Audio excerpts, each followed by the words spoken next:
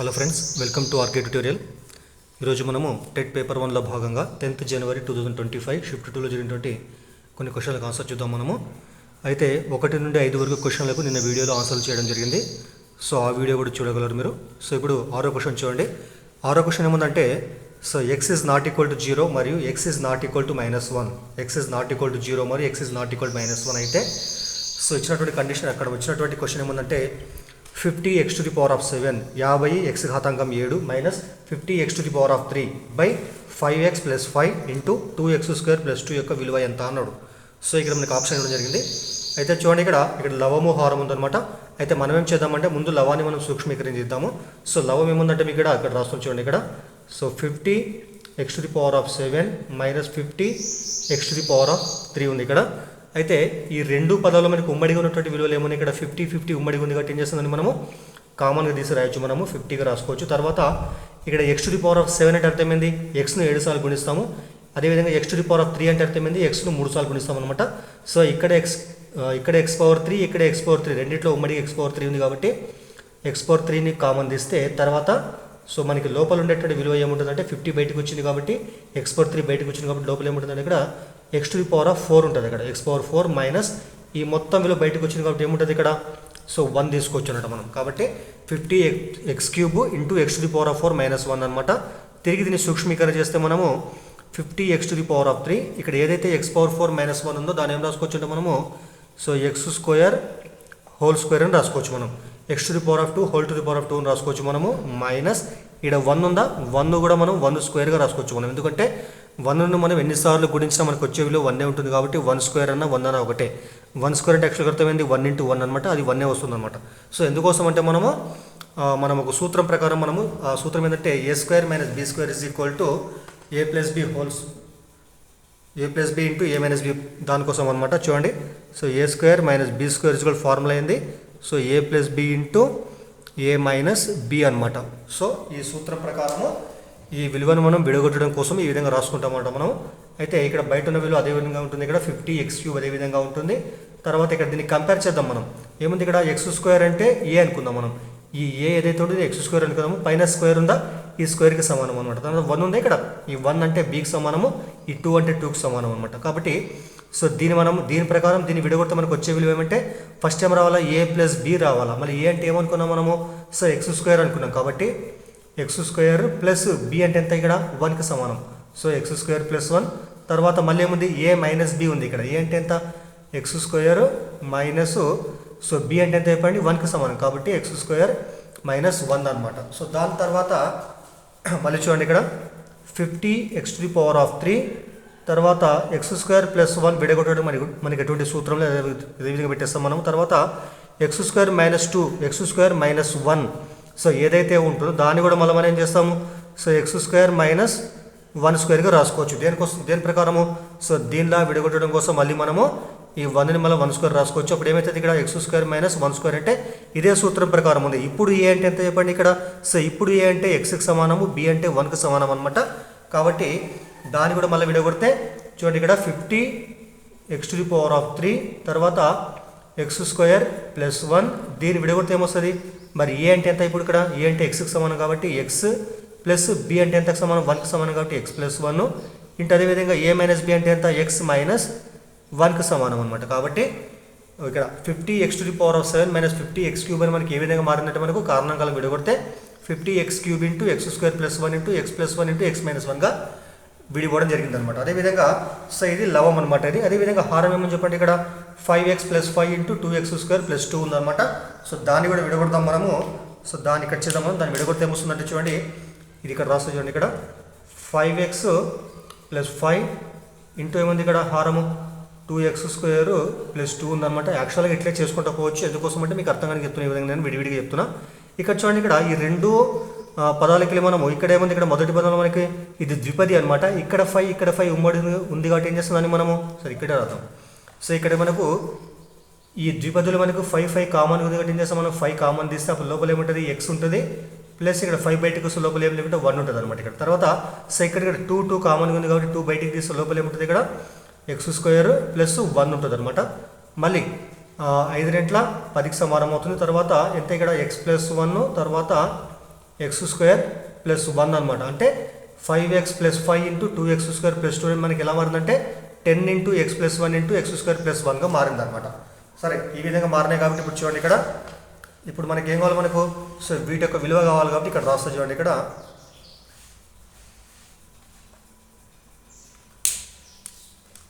అది కావాలి కాబట్టి మనకి 50x⁴ minus 50x⁴ 3/5x plus 5 into ఎంత ఉంది 2x స్క్వేర్ ప్లస్ 2 అనమాట. మనకు తెలుసు ఆల్రెడీ ఈ మొత్తం విలువ మనకు వచ్చిన విలువ ఎంత చెప్పండి ఇక్కడ ఇలా రావడం జరిగింది ఇక్కడ మనకి. కాబట్టి సో ఈ మొత్తం విలువ మనకి ఇలా వచ్చింది కాబట్టి ఇది ఇక్కడ రాసుకోవచ్చు మనం 50x⁴ తర్వాత X square plus 1 into X plus 1 into X minus 1కి సమానం అనమాట.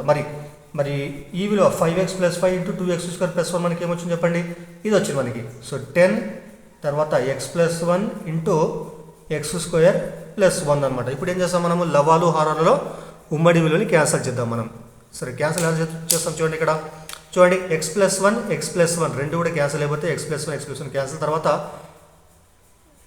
ఎక్స్ మైనస్ 1 ఇది ఎక్స్ స్క్వేర్ ప్లస్ 1 రెండు కూడా క్యాన్సల్ అయిపోతే తర్వాత అదేవిధంగా సో 10 × 10 10 5 50 అనమాట. అంటే హారంలో మొత్తం విలువలు కూడా క్యాన్సిల్ కావడం జరిగింది. అప్పుడు మనకి మిగిలిన విలువలు ఏమంటే 5 ఉంది, x³ ఉంది ఇక్కడ 5x³ తర్వాత మిగిలిన విలువ ఏముంది ఇక్కడ x మైనస్ 1 అనమాట. కాబట్టి ఆ మొత్తాన్ని సూక్ష్మీకరిస్తే మనకు మిగిలినటువంటి విలువ ఏముంటుందంటే ఇక్కడ 5x³ ఇంటూ x మైనస్ 1 అనమాట. కాబట్టి ఇచ్చినటువంటి ఆప్షన్లలో third option 5x³ into x minus 1 అనేటువంటి మనకు కరెక్ట్ ఆన్సర్ అవుతుంది అనమాట. సరే, 7th క్వశ్చన్ చూడండి. 7th క్వశ్చన్ ఏమందంటే ఒక బస్సు గంటకు 45 కిలోమీటర్ల వేగంతో కొంత దూరము 8 గంటలలో చేరగలదంట.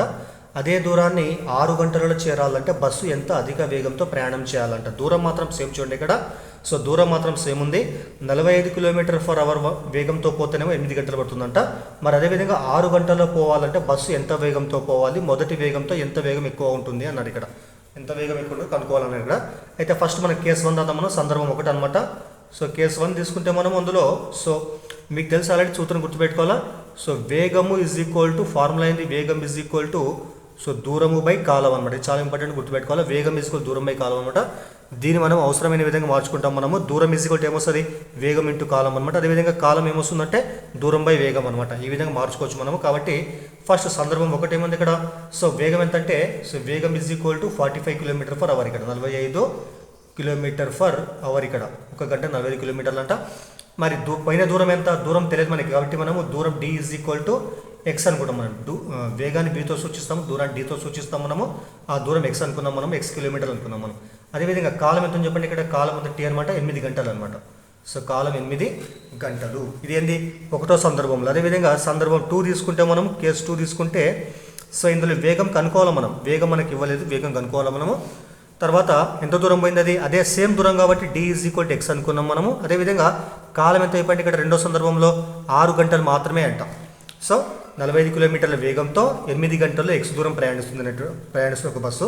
అదేవిధంగా అదే బస్సు 6 గంటలలో ఎక్స్ దూరాన్ని ప్రయాణించడానికి పట్టేటువంటి వేగం ఎంత అన్నాడు.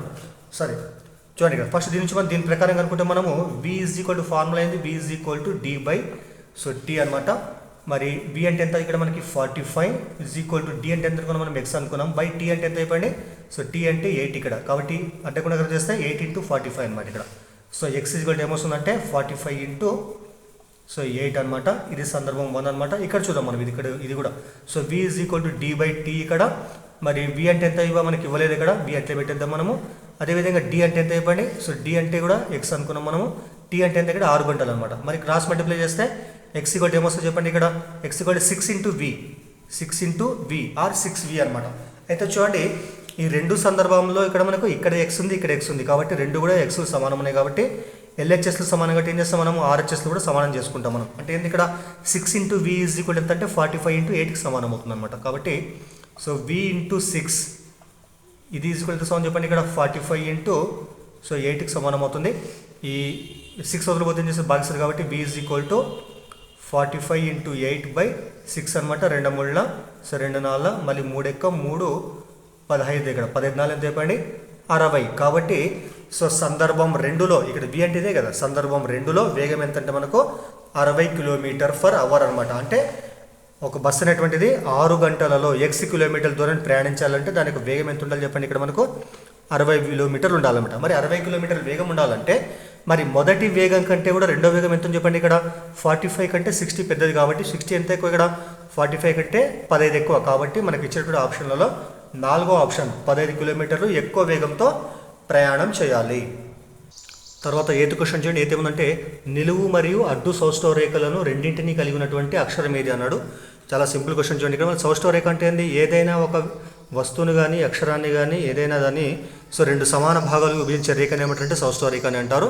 మరి ఇక్కడ హెచ్ అనేది ఉంది. ఇక్కడ హెచ్కి వచ్చేటువంటి సౌష్ఠవ రేఖలు ఏమిటంటే చూడండి, ఇక్కడ 2 సౌష్ఠవ రేఖలు వస్తాయి. ఒకటేమంటే ఈ విధంగా మనం సౌష్ఠవ రేఖ గీస్తే ఈ పై భాగం కింద 2 కూడా ఒకదాంతో ఒకటి ఏకీభవిస్తాయి కాబట్టి ఒక సౌష్ఠవ రేఖ ఉంది. అదేవిధంగా ఇక్కడ మధ్యలో గుండా గీస్తే కూడా మనము అదే 2 భాగాలు విభజించబడుతుంది అన్నమాట. కాబట్టి మనకు కావాల్సిన ఆన్సర్ ఏమంటే ఫస్ట్ ఆప్షన్ ఇది. దీనికి 2 సౌష్ఠవ రేఖలు కలిగి ఉన్నాయన్నమాట. అదేవిధంగా ఎం తీసుకుంటే ఎంకు కేవలం ఒక సౌష్ఠవ రేఖ మాత్రమే ఉందన్నమాట. ఈ విధంగా మనకి ఒక సౌష్ఠవ రేఖ మాత్రమే ఉంటుంది, నిలువుగా ఉంటుంది అది.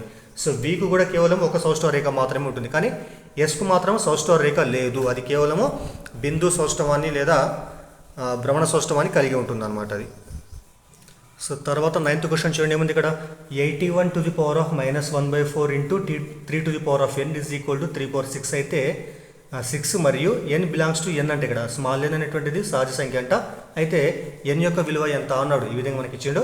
ఇక్కడ చూడండి, ఇక్కడ మనకి ఇక్కడ ఇచ్చినటువంటి క్వశ్చన్ ఏముందంటే 81 to the power of -1/4 into 3 to the power of n is equal to 3/6 అంట. అయితే మీకు తెలుసు ఆల్రెడీ 81 అనేటువంటి మనము 81కు మనం కారణాలు కడితే ఏమొస్తుంది 3 × 3 × 3 × 3 అనమాట. అంటే 3/4గా రాసుకోవచ్చు మనం. కాబట్టి 81 మనం 3/4గా రాసుకోవచ్చు. పైన పవర్ ఏముంది ఇక్కడ -1/4 అనమాట. తర్వాత 3/n is equal to 3/6 అనమాట. అయితే మీకు తెలుసు ఒక సూత్రం ఉంటుంది. a to the power of m whole to the power of n is equal to ఏమొస్తుందంటే a to the power of m × n అనమాట. ఈ విధంగా రాస్తే మనము ఇక్కడ చూడండి, ఇక్కడ సేమ్ దానిలాగానే ఉంది. ఇక్కడ ఏ అంటే ఏముంది, ఇక్కడ 3 ఉంది, m అంటే 4 ఉంది, n అంటే -1/4 ఉంది. కాబట్టి మనం రాస్తే ఏమొస్తుంది 3 to the power of 4 into -1/4 into 3 to the power of n is equal to 3/6 అనమాట. ఇక్కడ చూడండి, ఇక్కడ 3/4 into -1/4 ఇక్కడ ఇది లవము, ఇది హారం అనమాట. 2 క్యాన్సిల్ చేసుకోవచ్చు మనం. 4 ఎక్కం 4 ఎక్కం క్యాన్సిల్ అయిపోతే మీకు ఏముంటుంది ఇక్కడ 3/-1 ఉంటుంది ఇంటూ 3 ఎంత అయిపోయింది ఇక్కడ nకి సమానం అనమాట. is equal to 3/6 అనమాట. ఇంకో సూత్రం ఏంటంటే a to the power of m into a to the power of n ఏమని రాసుకోవచ్చు మనం, భూములు సమానం ఉండి ఘాతాంకాలు వేరే ఉండి మధ్యలో ఇంటూ ఉంటే a to the power of m plus n అని రాసుకోవచ్చు మనం. దానిలాగా దీన్ని మనం కంపేర్ చేసుకుంటే a అంటే 3 ఉంది, m అంటే -1, n అంటే n ఉంది ఇక్కడ.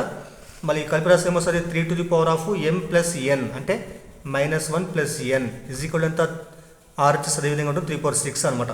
ఎప్పుడైనా గుర్తుపెట్టుకోండి, భూములు సమానంగా ఉండి ఘాతాంకాలు ఏవైనా కానీ భూములు సమానం ఉండి ఘాతాంకాలు వేరే ఉంటే మధ్యలో ఈక్వల్ టు ఉంటే ఏం చేస్తాం మనము 2 ఘాతాంకాలు కూడా సమానం చేస్తాం అన్నమాట. అప్పుడు ఏమొస్తుంది -1 + 7 is equal to 6కి సమానం అవుతుంది. n ఈక్వల్ అంటే 6 ఎట్లా ఉంటుంది, -1 పోతే +1 అవుతుంది ఇక్కడ. n ఈక్వల్ అంటే 6 + 1 is equal to 7 అవుతుంది. కాబట్టి ఇచ్చినటువంటి ఆప్షన్లో థర్డ్ ఆప్షన్ 7 అనేది కరెక్ట్ ఆన్సర్ అవుతుంది అనమాట. తర్వాత 10వ క్వశ్చన్ చూడండి. 10వ question ఏమందంటే 3x + 5/5x + 7 is equal to 3x - 5/5x - 3 అయితే x విలువ ఎంత అన్నాడు. అయితే ఇక్కడ LHS RHS అనమాట. దీన్ని మనం క్రాస్ మల్టిప్లై అడ్డగుణాకారం చేసి x విలువను కనుక్కోవచ్చు. అయితే ఇంకోలాగా ఏమంటే ఇక్కడ ఆప్షన్లు ఏవైతే ఉన్నాయో ఆప్షన్ తీసుకుని మనము LHSలో RHSలో ఒక్కొక్క ఆప్షన్ మనం ప్రతిక్షేపించుకుంటూ పోతే LHS RHS రెండు కూడా సమాన విలువలు ఏదైతే వస్తుందో అదే ఆన్సర్ అవుతుంది అనమాట. సరే మనం ప్రతిక్షేపిద్దాం. మనం ఫస్ట్ LHS తీసుకుందాం. మనము LHS ఏమని చెప్పండి ఇక్కడ 3x + 5/5x + 7 అనమాట. మొదట మనం ఒకటో ఆప్షన్ దీనిలో ప్రతిక్షేపిద్దాం మనం. 3 × x అంటే ఎంత ఉంది ఇక్కడ -1 కాబట్టి -1, 3 × x అంటే -1, x అంటే -1 + 5/5x 5 × -1 + 7 అనమాట. ఇప్పుడు సూక్ష్మీకరిద్దాము. 3 × -1 -3 + 5/5 × -1 -5 + 7 అనమాట.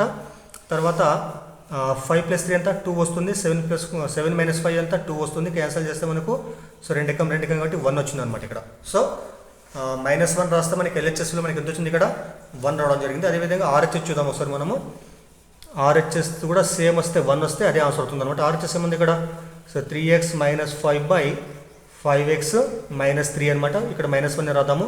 సో 3 ఇంటూ ఎక్స్ అంటే -1 -5 బై 5 ఇంటూ ఎక్స్ అంటే ఎంత -1 తర్వాత -3 అనమాట. సో 3 ఇంటూ -1 -3 -5 ఇంటూ 1 -5 తర్వాత 5 ఇంటూ -5 -5 ఇక్కడ -3 -3 -5 అంతా కలిపితే -8 వస్తుంది. ఇక్కడ కూడా -5 -3 -8 అనమాట. మరి రెండు క్యాన్సిల్ చేస్తే మైనస్ క్యాన్సిల్ 8 క్యాన్సిల్ ఇక్కడ కాబట్టి 1 వచ్చింది. కాబట్టి సో -1 రాసినప్పుడు ఎల్హెచ్ఎస్ విలువ ఆర్హెచ్ఎస్లో రెండు కూడా సమానమైనవి కాబట్టి మనకు ఇచ్చినటువంటి ఆప్షన్లలో ఫస్ట్ ఆప్షన్ కరెక్ట్ ఆప్షన్ అవుతుంది అనమాట. సో లేదంటే వేరే మెథడ్ ఏమంటే క్రాస్ మల్టిప్లై చేస్తే గుణించి వాటిని గురించి కూడా మనం ఎక్స్ విలువను కనుక్కోవచ్చు, మనం అలా కూడా చేయొచ్చు. సో దయచేసి వీడియోని లైక్ చేయండి, అదేవిధంగా షేర్ చేయండి, ఛానల్ని సబ్స్క్రైబ్ చేయండి. సో నెక్స్ట్ 11th క్వశ్చన్ చూడండి. 11th క్వశ్చన్ ఏమందంటే హిందూ సంఖ్యామానం మరియు అంతర్జాతీయ సంఖ్యామానములకు సంబంధించి సరైన వాక్యాలు ఏవి అన్నాడు. ఇక్కడ దాంట్లో ఫస్ట్ స్టేట్మెంట్ ఏమందంటే 10 లక్షలు ఈజ్ ఈక్వల్ టు 1 మిలియన్ అంట, 10 lakhs is equal to 1 million, ఇది కరెక్ట్ ఆప్షన్ అవుతుంది అనమాట. అదేవిధంగా సో 10 కోట్లు ఈజ్ ఈక్వల్ టు 1 బిలియన్ అంట, 10 కోట్లు ఈజ్ ఈక్వల్ టు 1 బిలియన్ అంట, ఇది రాంగ్ అనమాట. సో యాక్చువల్గా 1 బిలియన్ అంటే 10 కోట్లు కాదు, సో 100 కోట్లు అనమాట. సో 100 కోట్లు ఈజ్ ఈక్వల్ టు ఎంత అంటే 100 కోట్లు ఈజ్ ఈక్వల్ టు 1 బిలియన్ అవుతుంది. ఇది 6th క్లాస్లో ఉంటుంది మనకి ఇది, కాబట్టి 6th క్లాస్ పాటలో వస్తే చూడగలరు మీరు. ఒకసారి బిలియన్ 6th క్లాస్ బిలియన్ అనమాట. 100 కోట్లు ఈజ్ ఈక్వల్ టు 1 బిలియన్కి సమానం అవుతుంది అనమాట, గుర్తుపెట్టుకోండి. So 10 lakhs is equal to 1 million, 100 కోట్లు ఈజ్ ఈక్వల్ టు 1 బిలియన్ అనమాట. కాబట్టి ఇచ్చిన ఆప్షన్ మనకు ఏ మాత్రమే సరైనది, థర్డ్ ఆప్షన్ కరెక్ట్ ఆప్షన్ అవుతుంది అనమాట. ఒకటి గుర్తుపెట్టుకోండి. సో 10⁶ ఈజ్ ఈక్వల్ ఎంతంటే 1 మిలియన్ అనమాట. ఒకటి పక్కల మనకి 6 సున్నాలు వస్తే 1 మిలియన్కి సమానం అవుతుంది. So 10⁹ is equal to 1 billion. So 10⁹ ఒకటి పక్కల మనకి 9 సున్నాలు వస్తే అది 1 బిలియన్కి సమానం అవుతుంది. అదేవిధంగా సో 10⁻12 ఈజ్ ఈక్వల్ ఎంతంటే 1 ట్రిలియన్కి సమానం అవుతుంది అనమాట, గుర్తుపెట్టుకోండి ఇది.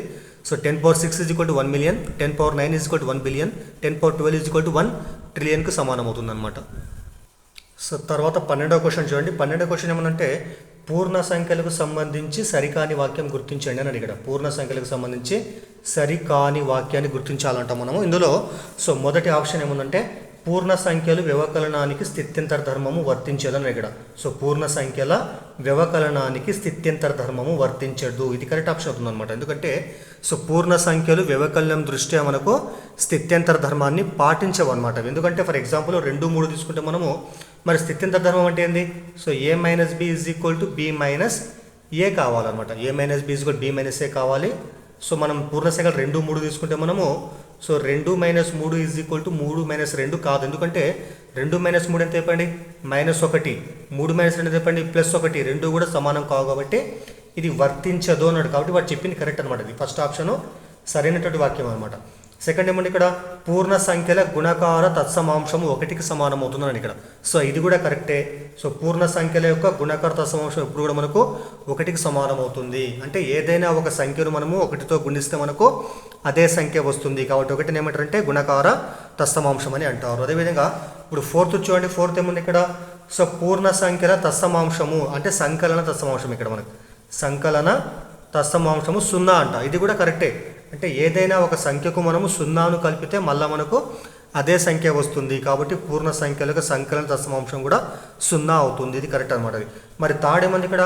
0 మినహా పూర్ణ సంఖ్యలు భాగాహారం దృష్ట్యా సంవృత ధర్మాన్ని పాటిస్తాయి అన్నాడు. మరి సంవృత ధర్మం అంటే ఏంది? మనం ఏదైనా ఒక సంఖ్యా సమితిని తీసుకుంటే మనము ఆ సంఖ్యా సమితిలో ఉన్నటువంటి సంఖ్యలను మనము కలపడం కానీ తీసేయడం కానీ గుణిస్తే కానీ భాగిస్తే కానీ ఏ రోజుల వల్ల మనకు అవే సంఖ్యా సమితికి ఇచ్చినటువంటి విలువలే రావాలి. మరి పూర్ణ సంఖ్యల్లో మనకు ఫర్ ఎగ్జాంపుల్ ఫస్ట్ మనం ఇక్కడ భాగాహారం మనకి ఇచ్చినాడు. అయితే మనం ఏం చేద్దాం? మనము సంకలనం దృష్ట్యా చూద్దాం. మనం సంకలనం అంటే ఇక్కడ మనం మామూలుగా సో కలపాలి. 2 + 3 2 పూర్ణ సంఖ్య, 3 పూర్ణ సంఖ్య కాబట్టి మనకి ఏమొస్తుందంటే సో 5 వస్తుంది.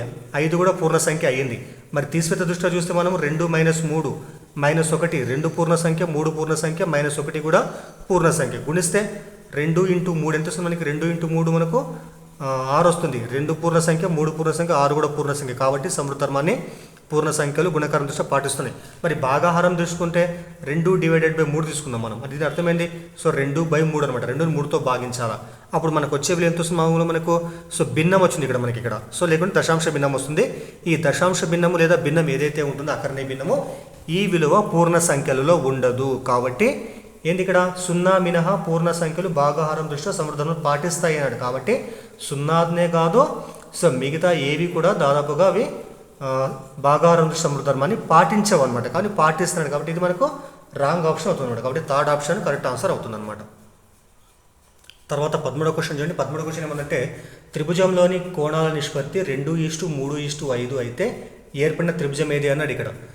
ఓకేనా, మీకు తెలుసు ఆల్రెడీ ఇక్కడ త్రిభుజం తీసుకున్నాము. ఇక్కడ శీర్షం ఏ బి సి అనుకున్నాం మనం. ఈ త్రిభుజం ఈ విధంగా తీసుకున్నాం మనం. ఇందులో సో కోణాలు ఏ కోణము, బి కోణం, సి కోణం అనుకున్నాం మనం. దాని ప్రకారం మనకు so angle A is to angle B is to angle C is equal to 2:3:5 అనుకుందాం మనము.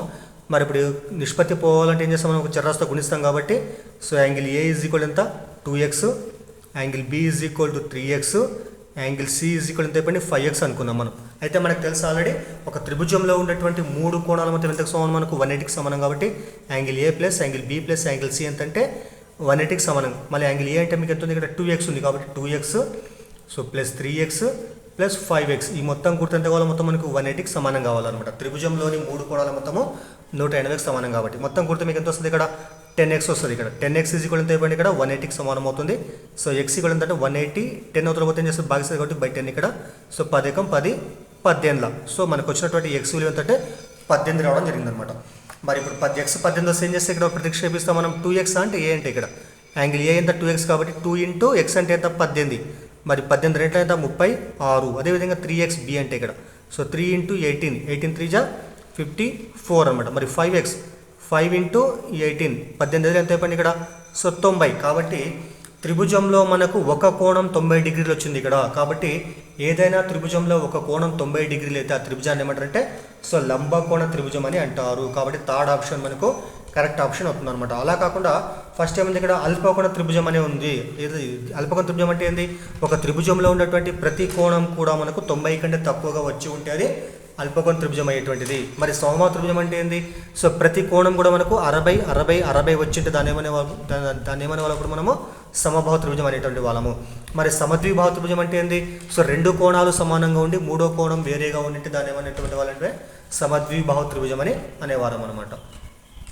సో తర్వాత 14వ క్వశ్చన్ చూడండి. 14వ క్వశ్చన్ ఏముందంటే ఒక చతురస్రంలో అంతర్లిఖించబడినటువంటి వృత్తం యొక్క వైశాల్యము 1386 చదరపు సెంటీమీటర్లు అయితే ఆ చతురస్రం యొక్క వైశాల్యం ఎంత అన్నాడు. సో మనకి ఆప్షన్ జరిగింది ఇక్కడ. అయితే ఇక్కడ పట్టమేసా చూడండి. ఇక్కడ ఇది మనకు చతురస్రం అంట. చతురస్రంలో ఏముంది, ఇక్కడ మనకు అంతర్లిఖించబడినటువంటి అంటే లోపల ఉన్నటువంటి ఒక వృత్తం ఉందంట. అయితే ఈ లోపలి వృత్తం యొక్క వైశాల్యం ఎంత 1386 చదరపు సెంటీమీటర్లు అంట. అయితే ఈ చతురస్రం యొక్క మొత్తం వైశాల్యం ఎంత అన్నాడు. అయితే చూడండి ఇక్కడ మీకు తెలియాల్సింది ఏమంటే సో దీని ఏమంటారు, దీన్ని వృత్తం యొక్క వ్యాసం అని అంటారు. వృత్తం యొక్క వ్యాసం అనమాట. వృత్తం యొక్క వ్యాసం ఏదైతే ఉంటుందో ఇది చతురస్రం యొక్క భుజానికి సమానం అవుతుంది అనమాట. మరి వృత్తం యొక్క వ్యాసం అంటే ఇక్కడ మనకు ఇక్కడ నుంచి ఇక్కడ దాన్ని ఏమంటారు, దీన్ని సో దీన్ని వ్యాసార్థం అని అంటారు. ఈ మొత్తాన్ని ఏమంటారంటే వ్యాసం అని అంటారు అనమాట. మరి ఇక్కడ నుంచి ఇక్కడ దాకా దాని ఏమంటారు ఆర్తో సూచిస్తాం మనం వ్యాసార్థాన్ని. సో ఇది కూడా ఆర్ అనమాట. మరి r+r ఇక్కడ సో r+r అంటే మనకి ఇది 2rకి సమానం అవుతుందంట. ఈ మొత్తం దేనికి సమానం, ఇది చతురస్రం యొక్క భుజం ఏకి సమానం అనమాట. ఏ ఈజ్ ఈక్వల్ ఎంత అంటే ఇప్పుడు r+r అంటే సో 2rకి సమానం అంటే గుర్తుపెట్టుకోండి. చతురస్రం యొక్క భుజం పొడవు వృత్తం యొక్క వ్యాసానికి సమానం. వ్యాసం అంటే dతో సూచిస్తాము, లేదా మనము వ్యాసార్థం ప్లస్ వ్యాసార్థం 2rగా రాసుకుంటాం అన్నమాట. గుర్తుపెట్టుకోండి. మరి లెక్క ప్రకారం ఏంది, వృత్త వైశాల్యం ఎంత 1386 కాబట్టి సో వృత్త వైశాల్యం ఫార్ములా πr² ఈజ్ ఈక్వల్ ఎంత 1386 అనమాట. మరి క్యాన్సల్ చేస్తే ఏమొస్తుంది ఇక్కడ, సో ఇక్కడ π అంటే ఎంత 22/7 రాసుకుంటాం మనము. r² అలాగే పెట్టేద్దాం మనము. సో 1386 అలా రాద్దాం ఇక్కడ మనం. తర్వాత r² అలాగే పెట్టేసి 1386 ఇది వదిలిపోతే ఏమవుతుంది ఇంటూ 7/22 అనమాట. క్యాన్సల్ చేద్దాం మనము. సో 11 2 22, 11 ఎక్కం 11 ఇక్కడ 2 ఉంటుంది, 8 28 అనమాట. 11 2 22, 6 ఉంటుంది 66, 11 6 66 అనమాట. మరి క్యాన్సల్ చేస్తే సరే ఇక్కడ చేద్దాం. సో 126 × 7/2 అనమాట. మరి క్యాన్సల్ చేస్తే సో 2 ఎక్కం 2 6 2 సో ముళ్ళ ఇక్కడ. అప్పుడు మీకు ఏమొచ్చింది ఇక్కడ 63 × 7 వచ్చింది. మరి 63 ఏమో రాసుకుంటాం మనం, 63 మనము 9 × 7గా రాసుకోవచ్చు. ఇంటూ ఏముంది ఇక్కడ 63 ఎందుకు ఇక్కడ 9 63 + 7 ఉంది ఇక్కడ మళ్ళీ. సో ఈ మొత్తాన్ని ఏం రాస్తాం మనము 9 ఏం రాసుకున్నా 3² రాసుకోవచ్చు. తర్వాత 7 ఏం రాసుకోవచ్చు 7 × 7 7² రాసుకోవచ్చు మనం. మరి మొత్తాన్ని ఏం రాసుకోవచ్చు మనం 3 7 21 హోల్ స్క్వేర్గా రాసుకోవచ్చు మనం. ఇది మొత్తం దేనికి సమానం, ఇది r² యొక్క విలువకు సమానం అనమాట. దీని నుంచి r ఏమొస్తుందంటే ఆర్ ఇజ్ ఈక్వల్ ఇక్కడ క్యాన్సిల్ అయిపోతే 21 అనమాట. చూడండి ఇక్కడ 63 అంటే అర్థమైంది. ఇక్కడ 63 అంటే 9 అనమాట. మళ్ళీ 7 అదే ఉంది ఇక్కడ 9 ఏం చేస్తాం మనము 3 × 3 అంటే 3 స్క్వేర్ రాసుకోవచ్చు. 7 × 7 7 స్క్వేర్ అనమాట. ఈ రెండింటికి కలిపి మనం స్క్వేర్ రాస్తే 3 హోల్ స్క్వేర్ అనమాట. సో ఇరువైపులా ఘాతాంకాలు క్యాన్సిల్ అయితే ఆర్ ఎంత అంటే 21 అనమాట. అయితే మీకు ఇందాకే చెప్పడం జరిగింది ఇక్కడ ఏమని చెప్పాను నేను ఆర్ అంటే ఇక్కడ so a is equal to 2rకి సమానం అవుతుంది. ఏ ఎంతంటే 2rకి సమానం కాబట్టి so a is equal to so 2r. మరి 2 × r అంటే మనకి ఎంత వచ్చింది ఇక్కడ 21 వచ్చింది కాబట్టి 21 ఇక్కడ. సో ఏ అంటే ఎంత ఇప్పుడు 21 2 × 42 అనమాట. మరి ఏ అంటే ఏంది చతురస్రం యొక్క భుజం అనమాట అది. మరి చతురస్ర వైశాల్యం ఏంది భుజం ఇంటూ భుజం అనమాట. సో ఏ ఇంటూ ఏ అంటే 42 × 42 గుణిస్తే మనకు వచ్చే విలువ ఏంటంటే 1764 చదరపు సెంటీమీటర్లు. కాబట్టి చతురస్రం యొక్క వైశాల్యం ఎంతంటే సెకండ్ ఆప్షన్ 1764 చదరపు సెంటీమీటర్లు అవుతుంది అనమాట. తర్వాత 15వ క్వశ్చన్ చూడండి. 15వ క్వశ్చన్ ఏమందంటే ఒక కారు చక్రము 39.6 కిలోమీటర్లు ప్రయాణము చేయడానికి 150 చుట్లు తిరిగింది. అయితే ఆ చక్రం యొక్క వ్యాసార్థం మీటర్లలో ఎంత అన్నాడు. ఇక్కడ ఈ విధంగా ఇచ్చిండు. అయితే చూడండి మనకు కారు చక్రం ఎప్పుడైనా మనకి ఏ ఆకారం ఉంటుంది, మనకి వృత్తాకారం ఉంటుందన్నమాట. సో ఈ విధంగా వృత్తాకారం ఉన్నప్పుడు ఫర్ ఎగ్జాంపుల్ ఈ బిందువు నుండి మరి రౌండ్గా తిరిగి మళ్ళీ అదే బిందుకు రావడానికి ఆ చక్రం తిరిగేదాన్ని ఏమంటారని ఆ చక్రం యొక్క చుట్టుకొలత అంటారు అనమాట. చక్రం యొక్క చుట్టుకొలత అంటే అర్థం మనకి అది సో వృత్తం యొక్క పరిధికి సమానం అవుతుంది అనమాట. అంటే ఒక చుట్టూ తిరిగితే దాన్ని ఏమంటారు వృత్తం యొక్క పరిధికి సమానం అవుతుంది అనమాట. అయితే మనకు తిరిగిన మొత్తం చుట్ల సంఖ్య ఎంత ఇక్కడ మనకి 150 కాబట్టి సో 150 ఇంటూ ఎంత అయిపోయింది ఇక్కడ వృత్త పరిధి ఫార్ములా అయింది 2πr. వృత్త చుట్టుకొలత 2πr అనమాట. సో ఒక చుట్టు ఎంత ఇక్కడ మనకి 2πr అనమాట. మొత్తం చుట్ల సంఖ్య ఎంత మొత్తం 150 కాబట్టి ఈ మొత్తం ఎంతకు సమానమైంది ఇక్కడ మనకి 39.6 కిలోమీటర్లకు సమానమైంది అనమాట. మొత్తం ఇక ఒక చుట్టూ ఇంటూ 150 చుట్లు ఇంటూ ఒక చుట్టూ పట్టేటువంటి ఒక చుట్టూ యొక్క పొడవు అనమాట. ఇది అంటే చుట్టుకొలత ఈజ్వల్ ఎంత 39.6 కిలోమీటర్స్ అనమాట. ఇప్పుడు 150 ఇంటూ 2 ఇంటూ పై అంటే ఎంత చెప్పండి ఇక్కడ పై అంటే 22/7 అనమాట. అదేవిధంగా ఆర్ ఈజ్వల్ అయితే మనకేం అడిగింది వాడు సో వ్యాసార్థం మీటర్లలో ఎంత అన్నాడు. మనం ఏం చేస్తాం 39.6 కిలోమీటర్లోనే దాన్ని మనము మీటర్లో మార్చాలంటే ఏం చేయాలి మనము 39.6 ఇంటూ 1000 చేస్తాం అనమాట. మనం 1000 అంటే అర్థమైంది ఇక్కడ మనకి మీటర్లలో వస్తుంది అనమాట అది. తర్వాత నెక్స్ట్ చూడండి ఇక్కడ మనకి ఆర్ కావాలి కాబట్టి మనము ఆర్ ఇజ్ ఈక్వల్ ఇక్కడ చూడండి ఇటు పాయింట్కి కుడివైపున ఏముంది ఇక్కడ మనకి ఒకటే అంకె ఉంది. ఇక్కడ దశాంశ స్థానంలో ఒక అంకె ఉంది కాబట్టి ఏం చేస్తాం మనం ఒక 0 దీంతో కలిపేస్తాం మనము. ఇది ఏమవుతుంది 396 అవుతుంది అనమాట. 396 ఇంటూ ఒక 0 తగ్గుతుంది అక్కడ. అప్పుడు ఏముంటుంది ఇక్కడ 100 ఉంటుంది. ఇక్కడ బై ఎంత ఇక్కడ సరే ఇక్కడ హారంలో ఇక్కడ 7 అవతలపోతే ఏం చేస్తుంది గుణిస్తారు కాబట్టి ఇంటూ 7 పైకి వస్తుంది. ఇక్కడ ఈ 3 ఇక్కడ పైన లవంలో ఉన్నాయి. ఇక్కడ ఉత్తల కోసం ఏమైతే అవి హారంగా మారుతాయి.